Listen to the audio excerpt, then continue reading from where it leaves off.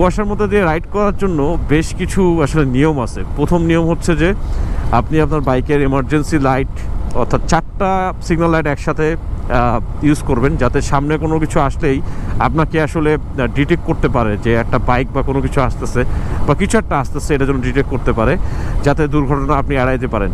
Number 2 হচ্ছে আপনার বাইকের হেডলাইটটা জ্বালিয়ে দিবেন। যদি সাদা আলো হয় আসলে তেমন কোনো কাজ করবে না, তারপরেও সাদা আলোটা, যদি হলুদ আলো না থাকে তাহলে সাদা আলোটা আপনি জ্বালিয়ে দিবেন, কিছুটা হলেও বুঝতে পারবে যে কিছু একটা আসতেছে। সবচেয়ে বেটার হচ্ছে ফগ লাইট। যদি আপনার ফগ লাইট থাকে তাহলে অবশ্যই আপনি এই ফগ লাইটটা আপনি চালিয়ে রাখবেন, যে আপনার সেফটির জন্য, শুধুমাত্র আপনার সেফটি না, যে বিপরীত দিক দিয়ে আসবে তারও সেফটির জন্য।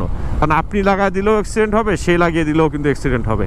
কর্নারিং ছিল, বোঝা যায় না কিছু, একটা ব্রিজের উপরে চলে আসছি অলরেডি। বাম পাশে হচ্ছে সূর্য। আপনার বাইকের স্পিড নিয়ন্ত্রণ করতে পারেন সেরকম একটা স্পিড রাখবেন। এই যে সামনে একটা বাইক আসতেছে, ও হেডলাইটটা জ্বালা রাখছে বলেই কিন্তু ওকে দেখা যাচ্ছে। এই যে বামে একটা দাগ আছে, মাঝখানে একটা দাগ আছে, আর ওই কর্নারে একটা দাগ আছে। চেষ্টা করবেন যে আপনার বামের লেনের এই দাগের মাঝখান বরাবর চালানোর জন্য। ওভারটেকিং করার সময় অবশ্যই আপনাকে একটু সচেতনভাবে ওভারটেক করতে হবে, কারণ এই ডান দিক দিয়ে যে আসবে সে কিন্তু আপনাকে আসলে দেখতেছে না। হ্যাঁ,